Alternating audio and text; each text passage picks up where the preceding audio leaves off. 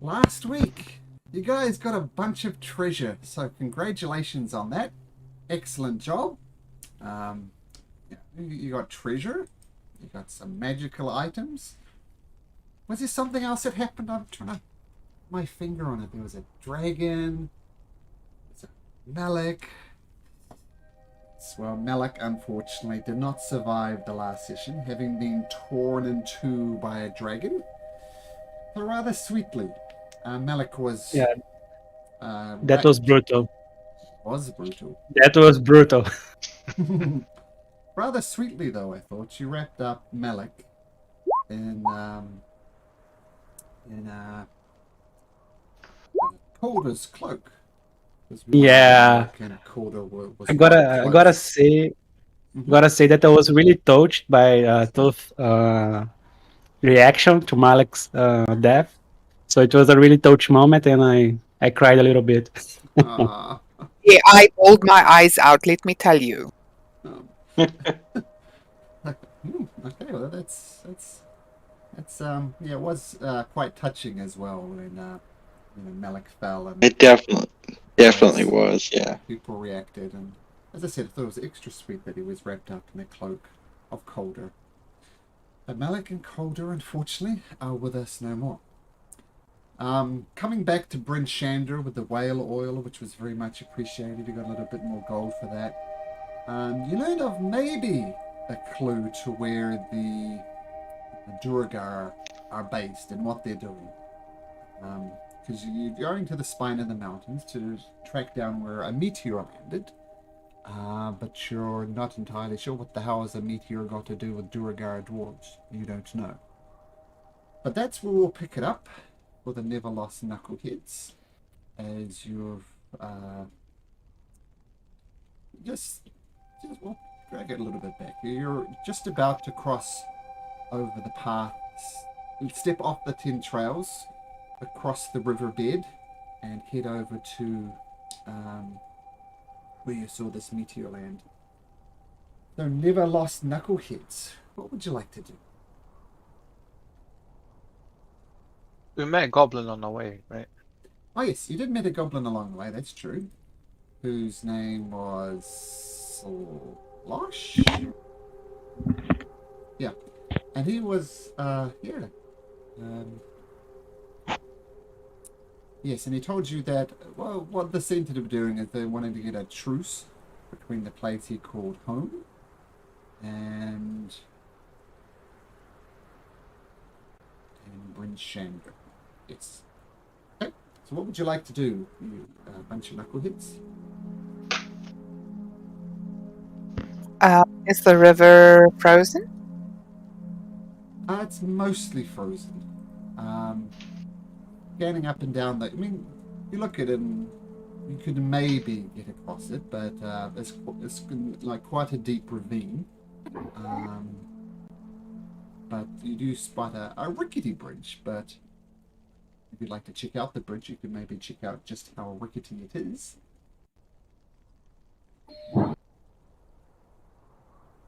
Well, if we want to go to that area, then I suppose we will have to go across somehow, and the bridge seems to be the only place to go right now. Mm-hmm. Who's the smallest of us? Me? No, not me.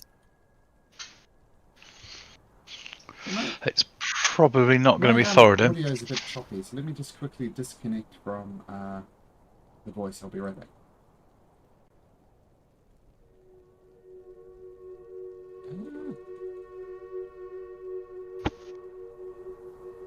Okay, hopefully that's better.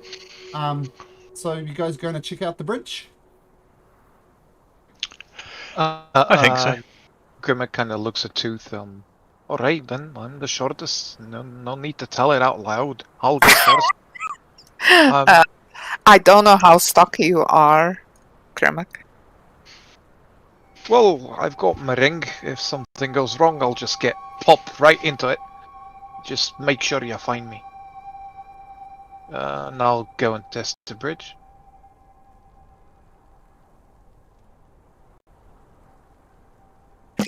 I think before you go, maybe we should just. How far is the cross? Can we see? How far it is across? It's about 40 feet across. Maybe we should just have a rope, tie a rope just in case. Do it. And I just wrap, tie a rope around my waist, best again, and make my way. You're making your way towards the bridge? Yes. Yes. Okay, so Grimmick, you kind of leading the way here with the rope around your waist. Who's holding the other end of the rope? Thoradin. Thoradin. Okay. Is there anything we could wrap it around to kind of There get are a bit 4 of, posts tree? that are driven into the edges of the bridge. And they look okay. And as you approach and maybe considering tying the rope onto the bridge, you see some type of humanoids kind of on the opposite side of the bridge, lying prone and not moving at all. You don't see their face, which is not unusual because, you know, winter clothes and so on. And there's a little bit of snow piled up around him. Don't know if he's alive, don't know if he's dead. There's definitely a body or something on the other side of this. Around them or on over them as well? Kind of around them, like as if snow's been built up. Make a survival check, actually, Tooth. Okay. As he rolls that, DM, can I just ask? We've got Karkolak, chapter 2, and we've got a little red circle on the map. Can you just let me know what those are? Sure. So this red circle is where the meteor landed. So Oh, right, okay. So that's where you're heading at the moment. And what was the Karkolak? Karkolak yes. over here? This is the you met a goblin, and ooh, nice too. The goblin was trying to get a truce between Brinshander and his goblin home, and Karkolak is the goblin word for home. So Oh, okay. All right. Sorry, I just was listening to the stream, but I wasn't like watching it, so I just was like listening. Okay, great. Cool. So yes, Tooth. So the snow has built up around this person. It doesn't look as if it's particularly long ago. Maybe an hour, maybe less. But he hasn't been there that long. I will have a look out for footprints or signs of struggle as I approach the person on the floor. Well, the person is on the other side of the bridge that you're on, so you'd have to cross over the bridge to have a closer look at him. Yeah, I'll be on the lookout for footprints or anything else. Okay, you two can make a survival check. And before you go, I will say just be careful that it's not a trap.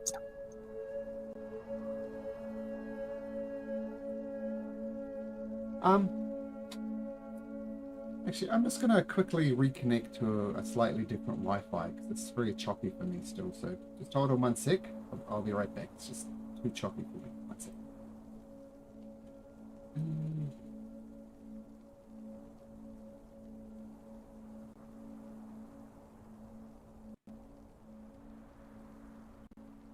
Footprints around. It doesn't look like. I don't feel like the bridge is about to fall. So. You can make an investigation check. Yeah, I'll to move see how closer. sturdy the bridge is.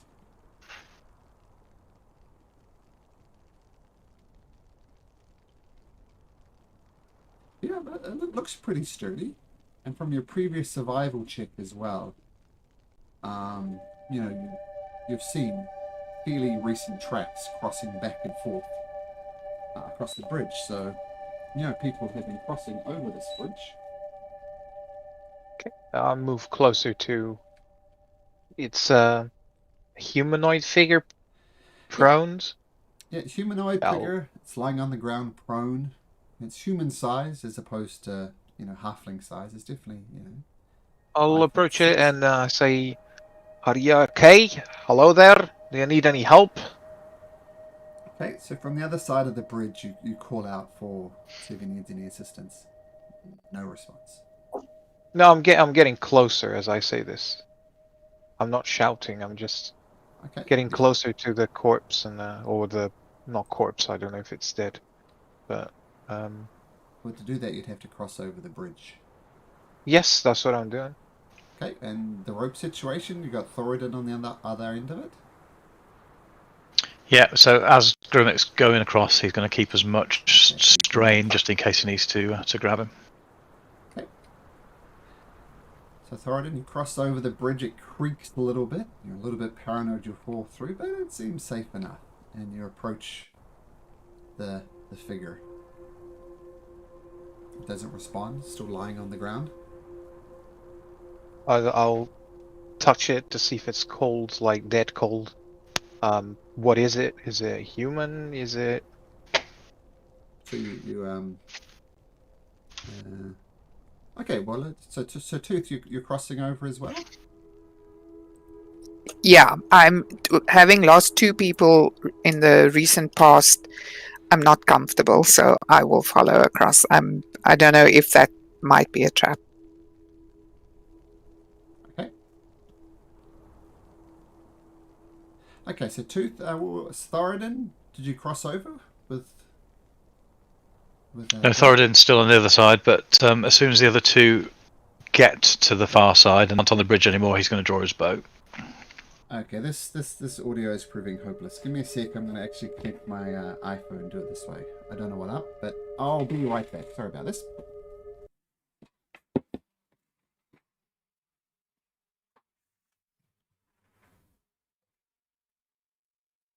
Hey guys, how are you doing? Okay. How's the weather in Canada? A little cool down today, thank goodness. It's been terribly hot. Really? Ridiculous here as well. Yeah. Yeah, I never imagined that could be hot in Canada. For me, it was It's always been like in always the no. high 30s, early 40s. Yes, like Mm. BC where Malcolm is, it's seen record highs for the country. You mean Celsius or? Yes, Okay. Celsius. Wow, that's pretty hot. There's a where's Linton? Is that in BC? Is that where? There's a town either it's in Alberta or BC that has literally burned to the ground. It was so hot the entire town basically caught fire. Well,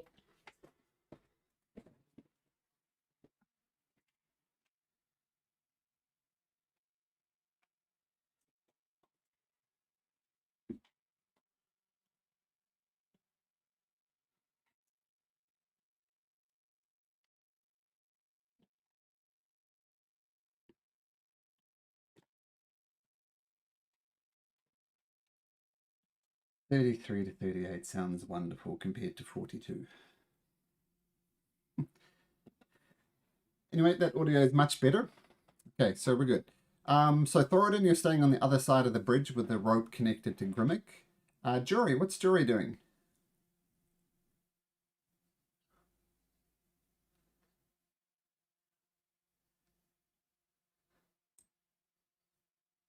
Okay, and Claw?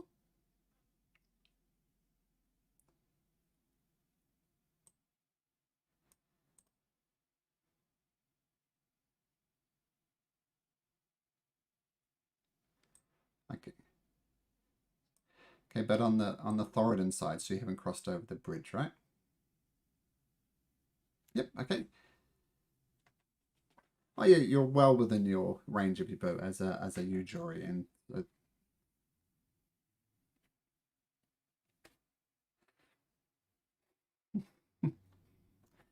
okay, so with Thoradin, Jury, and Claw on one side of it, all kind of getting ready and trying to be as wary as you could, Grimmick and Tooth, you approach this guy on the ground. You greeted him to try to see if he would respond. He doesn't. So what do you do, Grimmick? Mm-hmm. think you said you tried to feel any warmth in his face. Okay. As you touch his face, it's definitely warm. He's not dead, and it's definitely a he as well. But it's kind of like, almost on his side. Like yeah. Do you flip him over, or what do you do?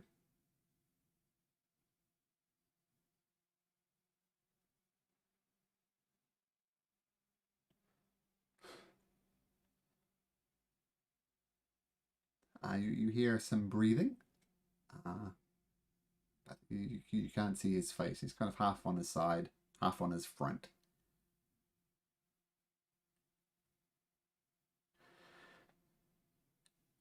Okay, as you flip him and turn him, he's very much alive. As you flip him, he's got a little hand crossbow held to his chest.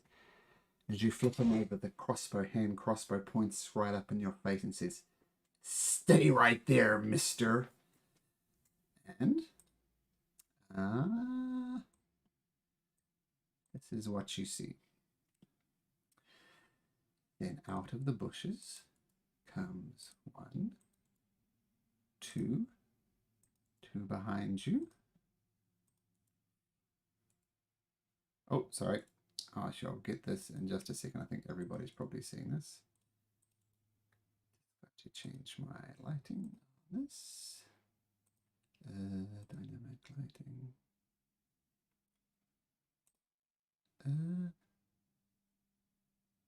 Does everybody see a black screen?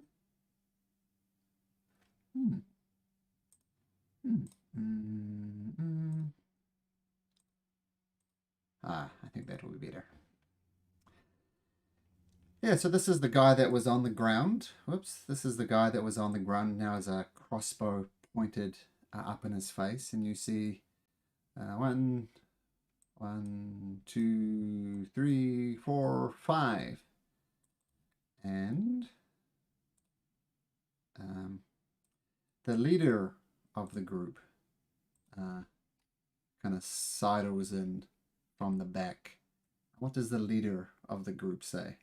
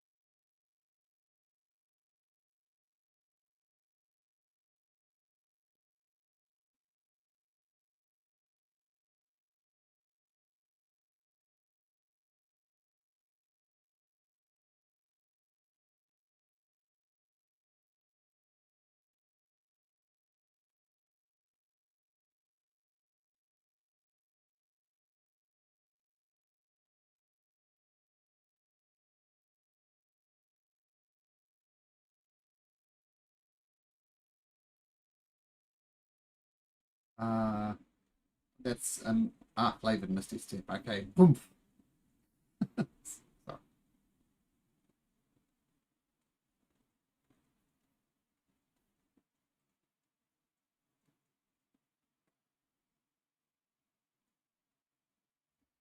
All right.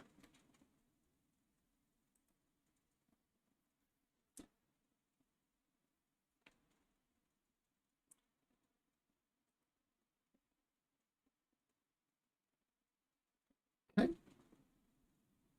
Well, so the 27 I believe hit Dars.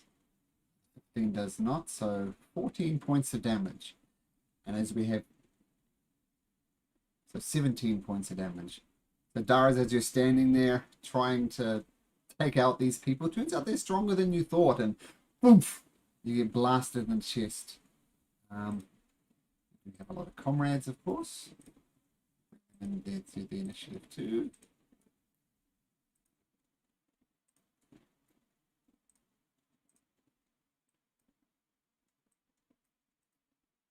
Yep.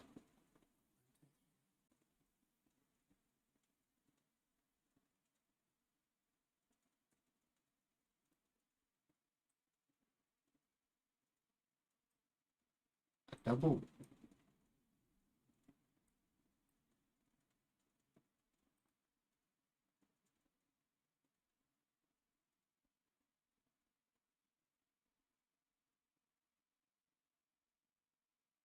Oh. Ah, yes, that's what I do as well. Yeah. Yeah.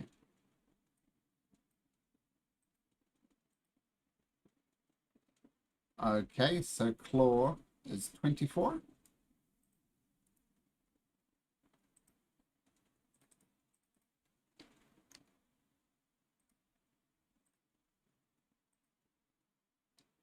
So what's Jory? 18.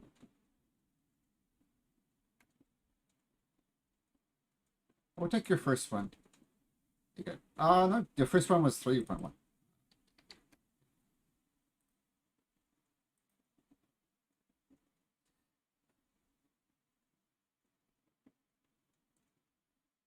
What's your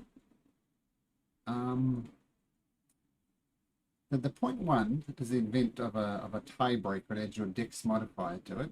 Yeah. So your 3.1. What's your dex modifier, Jury?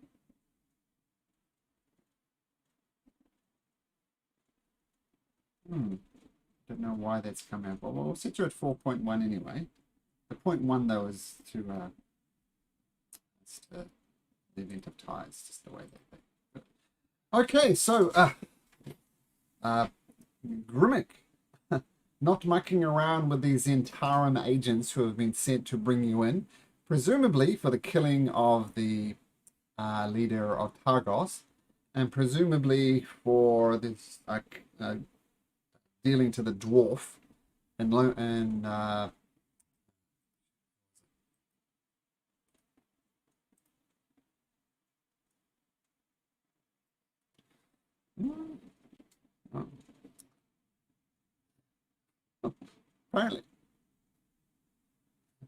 apparently the Zens have a different opinion, and of course the dwarven guy in Goodmead. But apparently they've sent agents to kill you, led by this guy Dars Vanderbilt. But Claw, you see Grimmick not mucking around and shooting this leader guy right in the chest, and he recoils back. What do you do?